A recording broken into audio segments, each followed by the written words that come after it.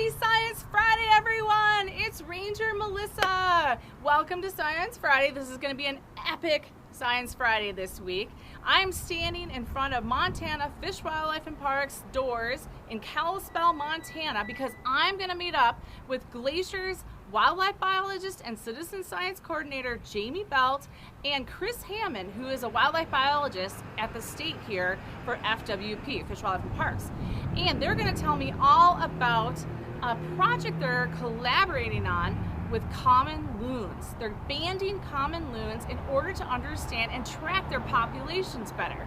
I'm really excited to learn more about it today, and I'm here catching them while they're loading up gear in order to go out at night to band loons. Now, I'm not able to go with them because there's only a certain amount of space on the boat, but our videographer, Renata, is gonna go behind the scenes and show you all what they're gonna do and how they do it. So, let's meet up with Jamie and Chris and find out more. Come on, let's go! Jamie, oh my gosh, I actually have not seen you for a really long time. It's good to see you. Yeah. Thanks for catching up with us today for Science Friday. We are so excited that Renata gets to go with you guys to do loon banding. For the rest of the folks out there who might not exactly know, can you explain what is bird banding, or what is it? So bird banding is a way to individually mark birds. It can occur in a handful of different ways, but for birds that you are not planning to recapture on a regular basis, you use a visual marker. Something that you can see from a distance. Banding allows us to look at survival, turnover of territories, dispersal, so knowing where our young loons are going to find their own lake to breed. So we are in a state where common loons are considered a species of special concern. The reason for that is that while their population numbers appear to be remaining somewhat steady, they're at a level where it requires constant management to make sure that they persist and that their habitat is protected so that they can successfully breed. So we have about 60 to 70 pairs of loons across the entire state. Oh, in the state of Montana. Yeah. That's it. That's it. Wow. And then in Glacier we have about 16 to 17 pairs on average each year that are breeding pairs, we think, and about 6 up to 8 chicks per year. That's it. Oh, 6 to 8 chicks. So in 1 million Glacier. acre national park, heavily protected, and we're counting on each of those 6 chicks to persist and carry the population forward. That's a lot of pressure. Yeah, for a tiny little chick. Yeah. There's a collaboration going on between Glacier National Park and the state of Montana, so I'm guessing that's why we're at Montana Fish, Wildlife, and Parks today. Yeah, so we are all part of the Common Loon Working Group. So the state, both DNRC and Montana Fish, Wildlife, and Parks are part of that. The Forest Service, U.S. Fish and Wildlife Service, Okay, wow. some nonprofit organizations, the tribes. And the goal of that is to look at the whole population. So we really can't say very much about the population of Glacier just by itself because it's connected. And we're gonna meet up with Chris Hammond, who kind of was one of the people who instigated that plan and has been working on this for many years. Is that right? That's right. Awesome. So, and he's out loading, he's putting your equipment in the truck, right, that you're going to use tonight for banding. So I'm excited to talk to Chris and learn more about the history of this and what the state is doing, their overall picture to save common loons. Hey Chris, how are you? Good, how are you doing? I'm good. Thanks for meeting up with us today. We're so excited to talk about common loons with you. I know that you work with the park and that you've been working on common loons for a while. How many years has it been?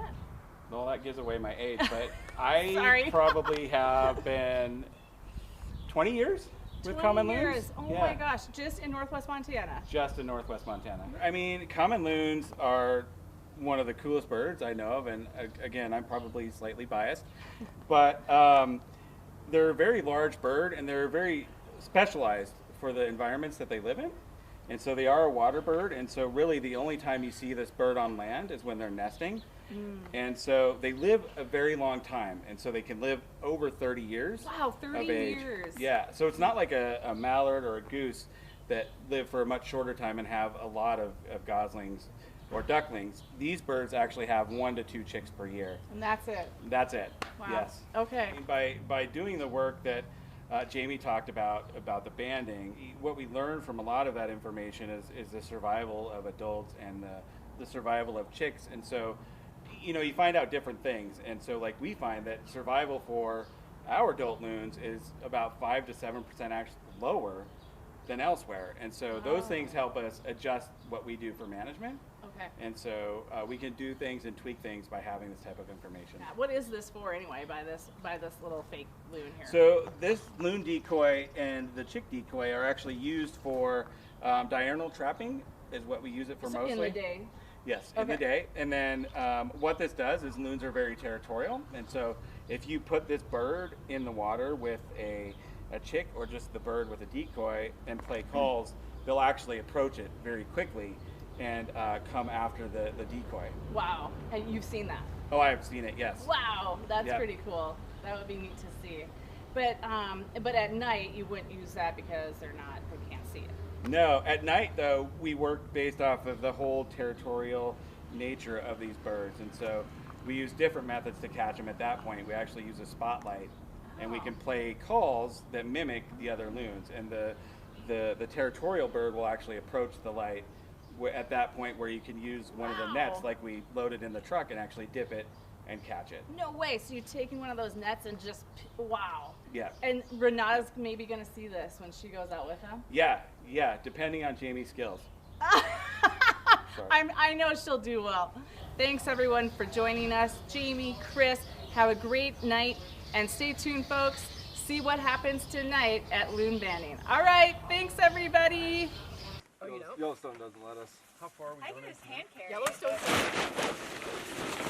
Well, like the Beckler region in southwestern Yellowstone Wall. Deep program, just start spraying it. Oh, hold on, my hat fell off. Jamie has no shoes on, by the way.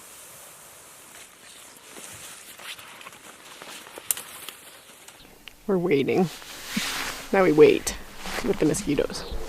What are we doing out here? Waiting to get that damn loon. Waiting for the moon to go down. Hopefully they won't be quite as spooky. That'd be nice if they could just stay on this side.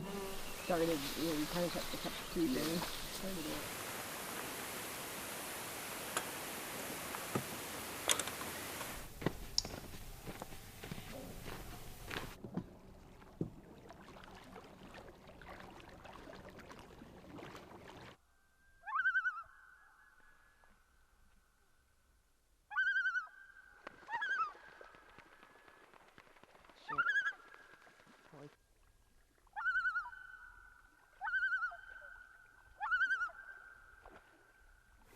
They got one. They're bringing it in.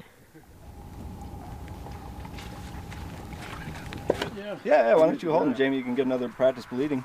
Just under his bill, just in case he gets out. That way he hits the life jacket, not the truck. 0669 0669 205 205 23. 23. What do you take the feathers for? So feathers give you the mercury level of the bird when that feather was grown. So this bird grew in his this breeding plumage on the wintering grounds, and it gives you more of a long-term mercury burden. And then we do blood as well, so that way that's more short-term. So the blood mercury is in about the last 2 weeks, I think it is, 2 to 3 weeks, if I remember right. Mm. So It must have been. yeah, now it won't roll. Why do you measure the bill? Does it tell you something about age? Yeah, overall size and health. Body mass index.